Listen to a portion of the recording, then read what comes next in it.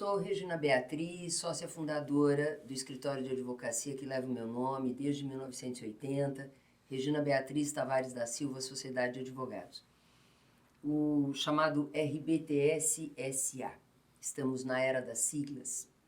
E nosso foco, desde 1980, sempre foi o direito de família e o direito das sucessões. Passamos, no decorrer dos tempos, a também trabalhar com a responsabilidade civil, nas suas mais diversas áreas, e com o biodireito. Por exemplo, matéria de reprodução assistida, que começa agora a ganhar fôlego nos nossos tribunais. Então, resolvemos fazer essas atividades aqui com as sócias do escritório. E hoje teremos a companhia, neste podcast, que tem em vista sempre procurar esclarecer, dar a informação a todos, já que a nossa Constituição Federal, inclusive, estabelece o direito à informação de todos os cidadãos brasileiros. Nós vamos conversar com a Juliana Ribeiro, a Ana Luísa Pompeu e a Maria Clara Ulloa, que são advogadas experientes nessas mais diversas áreas do direito e tratar de um tema muito interessante, que é a herança no casamento e a herança na união estável. Então, bem-vindas. Obrigada. Obrigada. Muito bem, vamos começar, Juliana, pela diferença entre casamento e união estável. Sim, essa é uma dúvida que surge, né? Principalmente nos dias atuais, em que cada vez mais as pessoas buscam menos burocracia, né, na vida. Mas, enfim, o casamento ele é um ato solene, continua sendo o ato solene, né, que constitui ali a família, ao passo que a união estável é uma situação de fato, que tem determinados requisitos previstos em lei para se caracterizar, mas não há necessidade de uma formalização, né? Então, as pessoas que vivem em união estável não precisam necessariamente assinar um papel, um documento, para que essa situação de fato se caracterize. E sendo, então, uma situação de fato, a união estável, que se caracteriza no plano dos fatos, né? Da relação duradoura, da relação que tenha, portanto, uma estabilidade, como o próprio nome diz, pública, né? Contínua, em monogamia, né? Porque só duas pessoas podem constituir união estável. Eu gostaria que nós pudéssemos hoje conversar bastante sobre herança, né? Claro. Então, existe diferença entre o direito à herança da pessoa casada em relação à pessoa que vive ou que viveu uma união estável? O STF, há não muito tempo atrás, equiparou os direitos sucessórios do cônjuge, que é a pessoa que está casada, do companheiro, que é a pessoa que vive em união estável. Mas só no aspecto do que a gente chama de vocação hereditária, que nada mais é do que a ordem da sucessão. No entanto, existe sim uma diferença, que é no que diz respeito ao próprio direito à herança, porque na união estável existe uma liberdade testamentária. O que significa a liberdade testamentária? É possível que as pessoas que vivem em união estável façam um testamento e, por meio desse testamento, excluam os seus respectivos companheiros.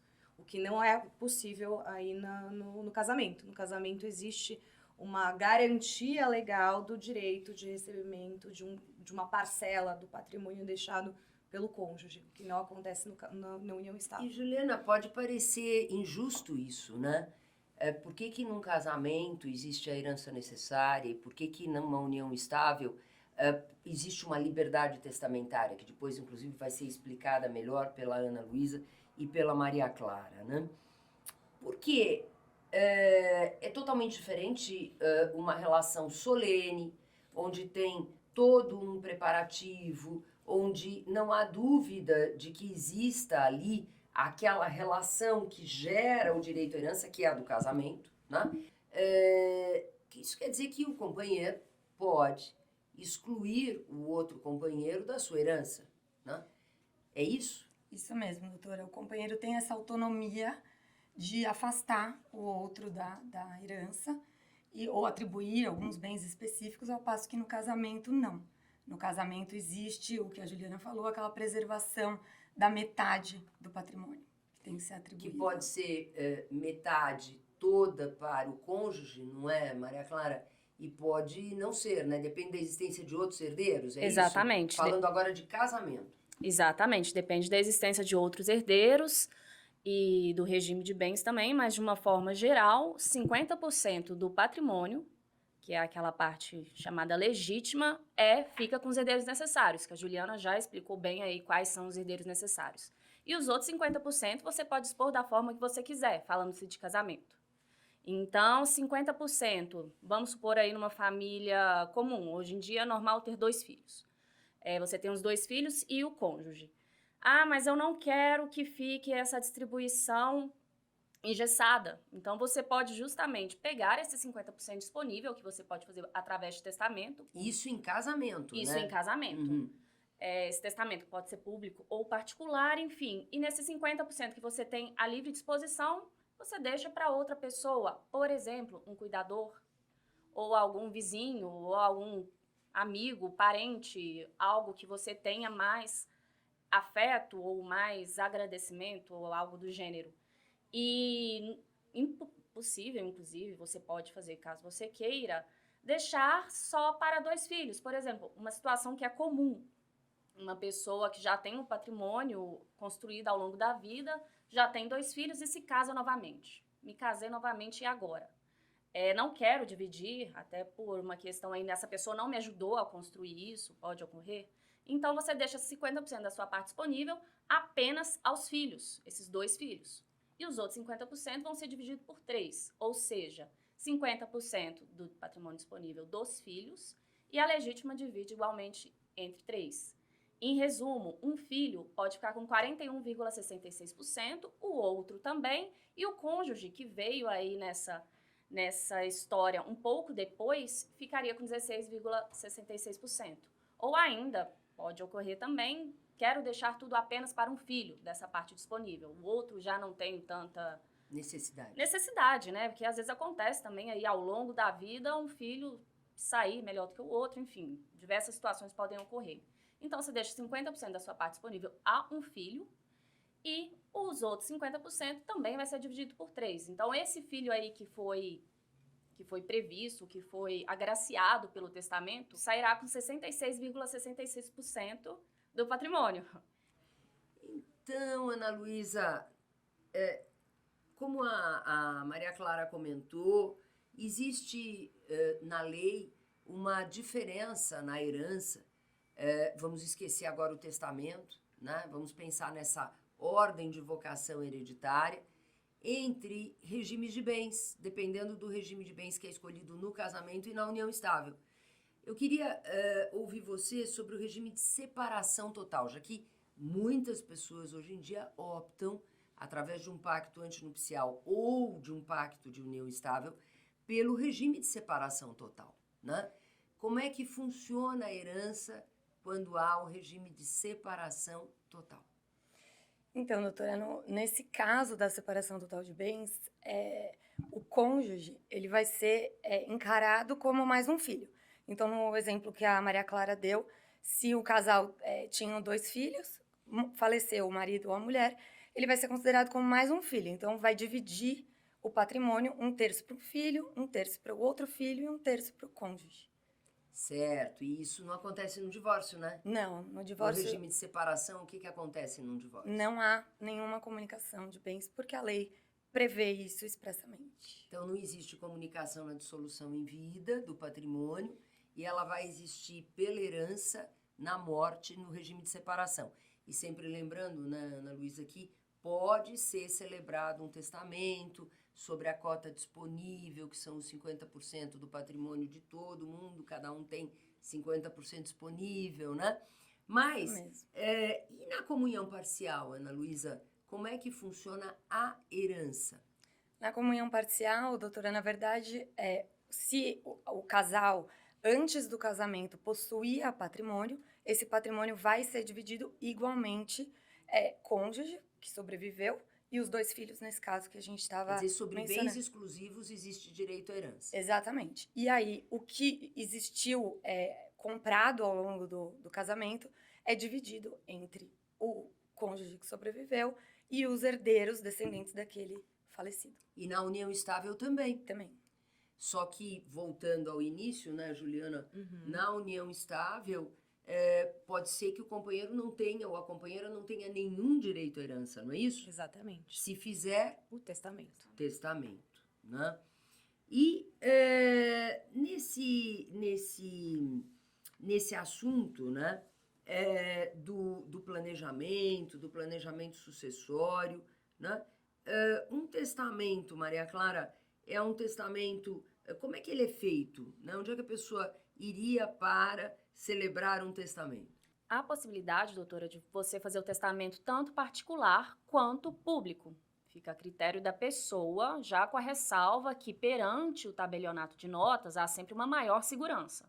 E é inclusive a nossa orientação sempre fazer esse planejamento aí sucessório da forma que não há problemas, que não surjam problemas após o falecimento. Até Ou seja, porque... primeiro planejar, Exatamente. primeiro analisar, né, com a devida assistência jurídica e depois se dirigir a um tabelião de notas para poder ser lavrado esse testamento, não é isso? Exatamente, doutora. Até porque a questão toda do testamento é respeitar a vontade do falecido, não a vontade das pessoas que vão herdar, que vão ficar.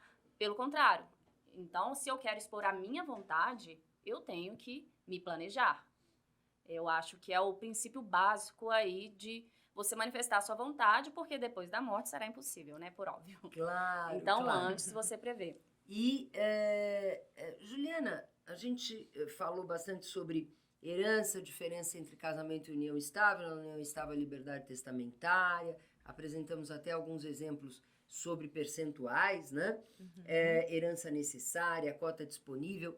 E eu queria ouvir de você um pouco sobre inventário, né? Como é que se processa, então, a divisão de bens depois da morte de alguém? Claro.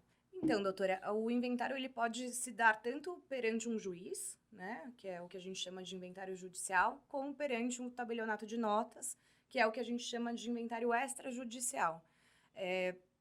Nem sempre a gente consegue fazer o inventário na via extrajudicial, porque existem alguns requisitos. Então, não podem existir filhos menores, por exemplo, não pode haver discordância entre os herdeiros na forma pela qual esse patrimônio vai ser dividido. Exatamente, esse patrimônio vai ser dividido, e não pode haver testamento. Então, em havendo testamento, filhos menores ou algum tipo de desacordo entre os herdeiros, aí sim esse inventário vai ter que ser processado perante um juiz, justamente para, de novo, assegurar aí o cumprimento da vontade do falecido, se houver um testamento, ou assegurar o direito dos menores, né, quando a gente fala aí em filhos menores de idade, e até mesmo para que o juiz possa, de algum modo, sanar aí as divergências que possam vir a existir entre os herdeiros. Então, é assim que se processa. Então, quando não tem acordo, o juiz decide no Exatamente. inventário.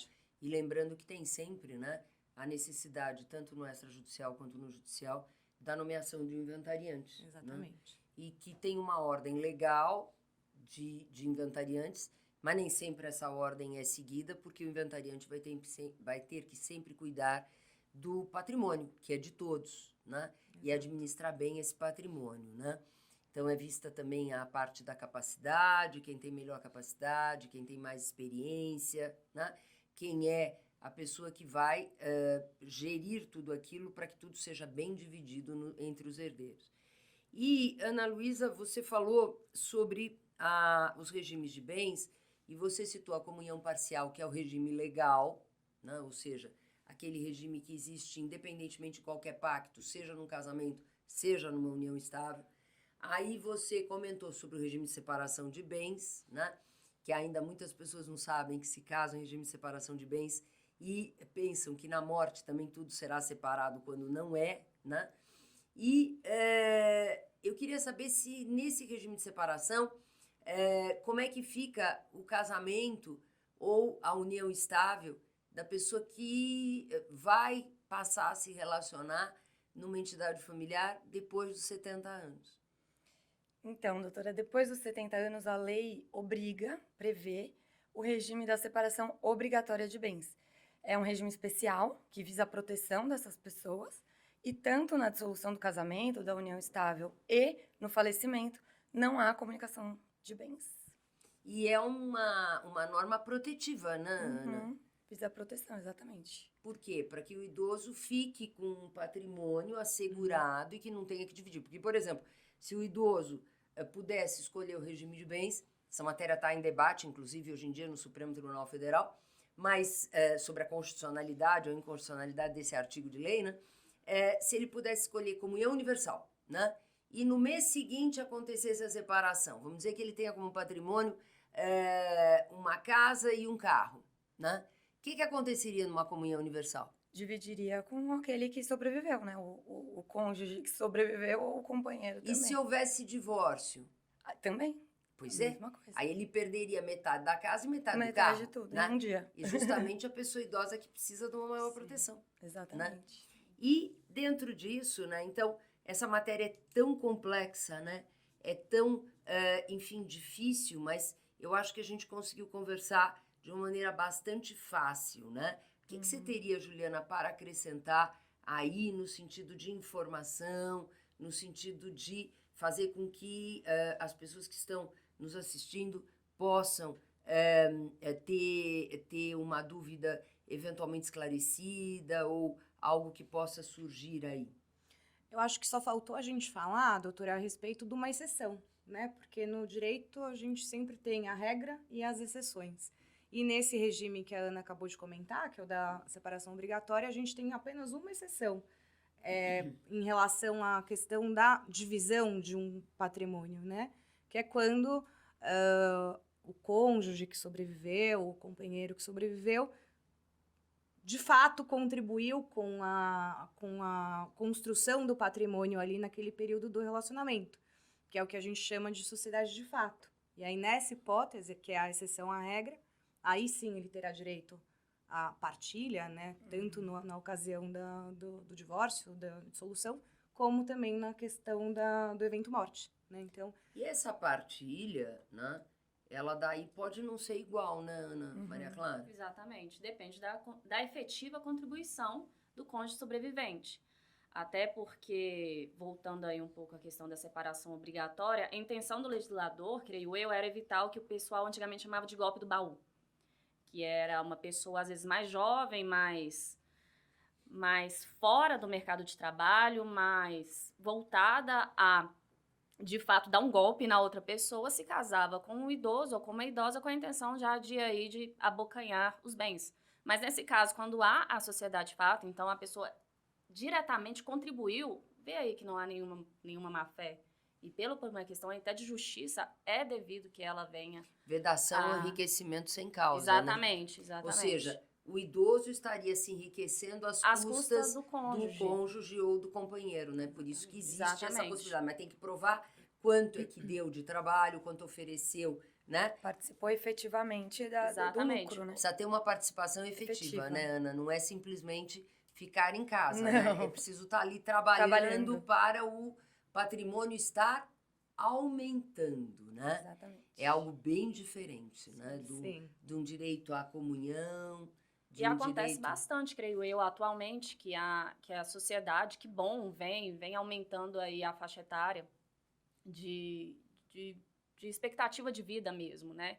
Então, acho que ainda mais hoje em dia que há tantas possibilidades de você ingressar numa faculdade mais velho, de você iniciar um empreendimento mais velho, e às vezes faz isso na vida comum, o que é interessante. Se acontecer, e se houver colaboração efetiva. E colaboração direta também, né? Igual a doutora falou, não é, eu abracei meu marido quando ele chegou em casa. Não, não é isso. Eu dei um suporte emocional. É importante suporte emocional, com certeza, mas neste caso específico, gente da sociedade de fato, a gente está falando em separação obrigatória, mais de 70 anos, então a gente já está numa situação, assim, excepcionalíssima. É necessário que haja essa efetiva contribuição. Por exemplo, no escritório de advocacia, o marido e mulher, o marido é advogado, e a esposa tem aquela contribuição direta no escritório. Administra o escritório. Administra o escritório, e não apenas... E também não é funcionário do Não, escritório. não é porque também, se funcionário, for claro. funcionário, Claro, vai ficar como funcionário. vai ficar como né? funcionário. Já claro. ganhou por isso. Exatamente. Não é isso? Exatamente. E, Ana é Luísa, voltando um pouquinho, né, nesse regime que é o mais comum, que é da comunhão parcial, né? É o regime mais comum porque muitas pessoas não fazem um pacto para mudar esse regime. Sim. Seja num casamento, seja numa união estável. Então, na comunhão parcial, fala um pouquinho mais sobre essa tal meação que vem do regime e a herança que vem de uma ordem de vocação hereditária, por favor. Sim, na verdade, doutora, as pessoas não entendem muito a diferença entre o que é a herança e o que é a meação. A herança é justamente aquilo que foi deixado quando a pessoa faleceu, e a meação é aquilo que se comprou ao longo do casamento. Então, se um casal for se divorciar ou se for feita a dissolução da união estável, vai se dividir esse patrimônio. Aquilo que foi comprado. Portanto, foi adquirido onerosamente no curso do casamento ou da união estável. Isso é meação, vem do regime de bens. Exatamente. Né? E na comunhão parcial, qual seria a herança? A herança sobre os bens particulares. Então, se aquele casal tinha um patrimônio antes de casar, Cada um tinha um bem. Cada um tinha um bem, esses bens vão ser divididos entre aquele cônjuge ou companheiro que sobreviveu, em igualdade com os filhos ou com os descendentes que ficaram. Então, na comunhão parcial, existe, assim como na separação total, direito à herança sobre patrimônio exclusivo. Exatamente. Né? Algo que não ocorre no divórcio, né? Exatamente. Que daí o regime de bens é seguido exatamente nas regras da meação. Na herança, a lei estabelece um plus, né? Exatamente. É um plus, né? É isso. Exatamente. E que nem todo mundo sabe, né? E que nem todo mundo aceita, né? Exatamente. E é por isso que já tem até projeto de lei em andamento, né? E essa matéria ainda vai ser muito debatida, com certeza, né? E acho que nós aqui cumprimos o nosso papel, o papel de informar, sim. né? Então, Juliana, Ana Luísa e Maria Clara, dentro desse tema tão complexo, eu acho que nós conseguimos aí trazer os aspectos principais da herança no casamento e na união estável.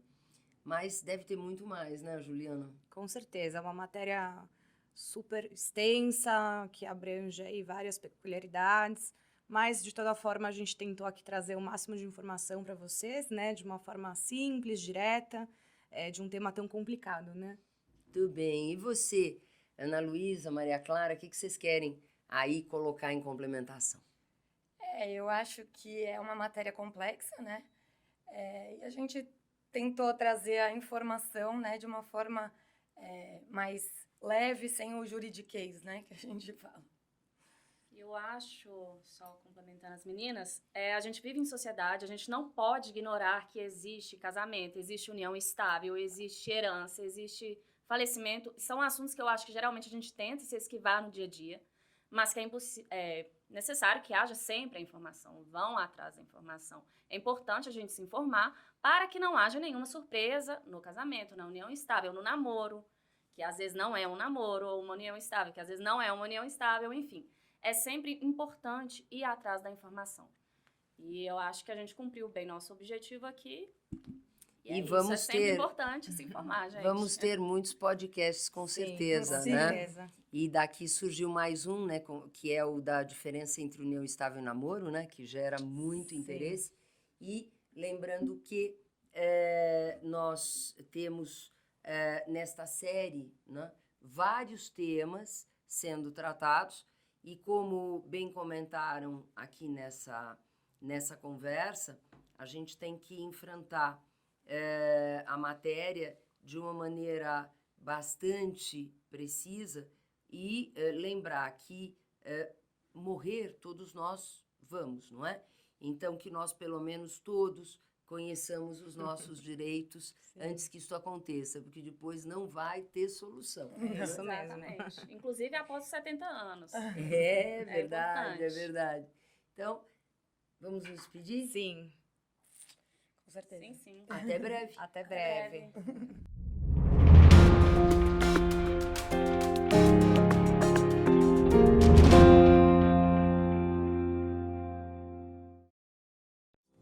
Esse podcast podcast foi editado e produzido pela Sala 37 Filmes. Saiba mais em sala37.com.br.